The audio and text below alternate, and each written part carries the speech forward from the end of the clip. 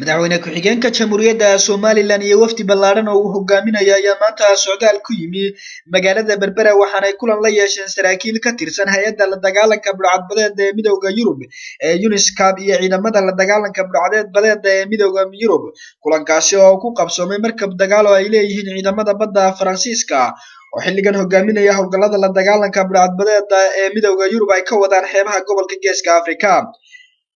markabkaasi oo taagnaa agagaarka marsada dekedda caalamiga ah ee Berbera waxaana madaxweyne ku-xigeenka Jamhuuriyadda Soomaaliland Cabdiraxmaan Cabdullaahi Ismaaciil Saylici kulankaasi ku wehelinayay wasiirada gaashaandhigga, cadaaladda, amniga, agaasimaha guud ee kalluumaysiga, gudoomiyaha la dagaalanka budhcad-badeedda iyo mas'uuliyiinta gobolka Saaxil sida maareeyaha dekedda Berbera Injineer Cali Xorxor, maayirka Berbera Cabdishakuur Cidin, barasaabka gobolka Saaxil Cali Maxamed iyo xubno kale. madaxweyne ku-xigeenka iyo wafdigiisa ayaa markabkaasi waxaa ku soo dhaweeyay kabtanka markabkaasi iyo saraakiisha ciidamada badda ee Faransiiska oo salaan sharaf ku qaabilay madaxweyne ku-xigeenka waxaana ay yeesheen kulan qaatay muddo saacad ah. kulankaasi oo lagaga wada hadlay xiriirka Midowga Yurub iyo Soomaaliland ee la dagaalanka budhcad-badeedda, tayeynta ciidamada ilaalada xeebaha Soomaaliland sida uu ka dhawaajiyay madaxweyne ku-xigeenka Jamhuuriyadda Soomaaliland Mudane Cabdiraxmaan Cabdullaahi Ismaaciil Saylici oo kulankaasi kadib warbaahinta kula hadlayay markabkaasi dushiisa.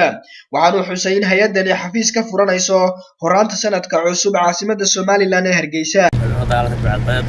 isla markaana dhisaysa ama xoojinaysa nagana caawinaysa heerka Soomaaliland ahaan ciidamada ilaalada xeebaha iyo maxkamadaha iyo qaybo badan oo security ka mid ah hawsha ay qaban doonaan oo runtii ay aad iyo aad u weyn dhammaan kala shaqeynayaan Geeska Afrika oo Djibouti ka mid tahay, Soomaaliland ka mid tahay, Puntland ka mid tahay, Seychelles ka mid tahay, Kenya ka mid tahay, wadano badan oo aan ka mid nahay iyaga hawsha kala shaqeynayaan.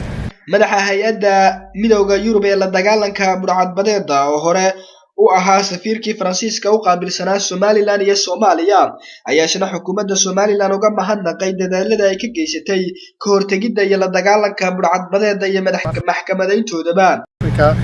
In Somaliland, and I'm very pleased to announce that we are going to start activities in Somaliland from Hargeisa in next February.